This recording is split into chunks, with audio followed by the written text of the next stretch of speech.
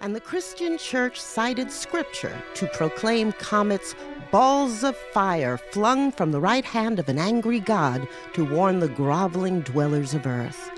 But humankind no longer shudders. Instead, it saddles up.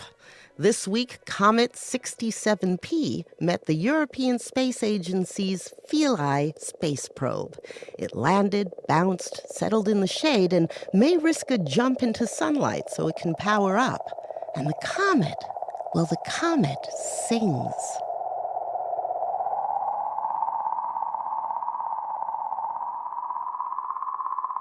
That's the sound magnified 10,000 times of oscillations in 67P's magnetic field.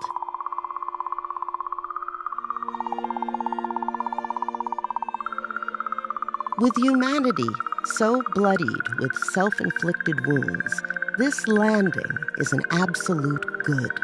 It's a wondrous thing to meet one's old demons and hear them sing. Maybe it will prime us to meet our newer demons sooner than later. And we better have on the right shirt when it happens. Why is Rosetta there? And that's a good question. I've said it before, Rosetta's the sexiest mission that's ever been. She is sexy, but I never said she was easy. And we've seen that overnight. It's there to fully characterize a comet. These comets are time capsules from the early solar system. So by examining those, we get a feel for what the situation was then and how we've evolved to the situation we have now. Which is, of course, a situation where a silly shirt can be more important to people like Andrea Romano from Mashable than a great moment in human achievement and a great moment for science.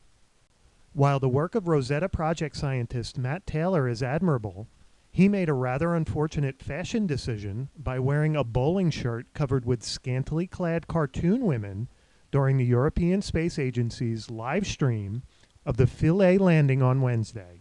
This is a field where women are far from the majority, so one would think the British scientists would be more hyper-aware of how this would look in the very public eye. Rose Eveleth, a tech writer for The Atlantic, was quick to notice Taylor's shirt on Twitter. No, women are totally welcome in our community. Just ask the dude in this shirt. And Katie Mack says, I don't care what scientists wear, but a shirt featuring women in lingerie isn't appropriate for a broadcast if you care about women in STEM. I guess my favorite part in all this is not so much the ridiculous grandstanding about a shirt in light of an incredible achievement for humankind. I guess my favorite part is the hypocrisy on the part of Andrea Romano, Mashable, and this water cooler blog, because if they actually cared about women in STEM, when they did a story about women in STEM on their site, would they link to an article that says porn stars use their assets to discuss net neutrality? Hello there. It's good to see you again. We're porn stars on the internet. We're here to talk to you today about net neutrality, which is near and dear to our hearts. Without net neutrality, internet service providers could create special fast lanes for content providers willing to pay more. That means slow streaming, slow social networking, and yes, slow porn. And no one ever yells, slower, slower. I mean, what is worse here? Wearing a silly shirt with cartoon images of women actually wearing clothes, albeit not too many, or ridiculing that scientist in an article that links to a video of completely naked porn stars who happen to have the essential body parts mosaicked out.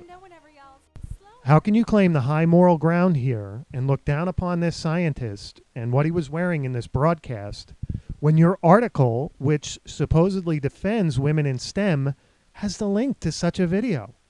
It's inconceivable. Okay, the shirt I wore this week, I made a big mistake and I offended many people, and I'm very sorry about this. But go ahead and pat yourself on the back, because you forced someone who has performed experiments and created technologies that you wouldn't even understand to apologize publicly over a shirt. So how about it, Mashable and Andrea Romano?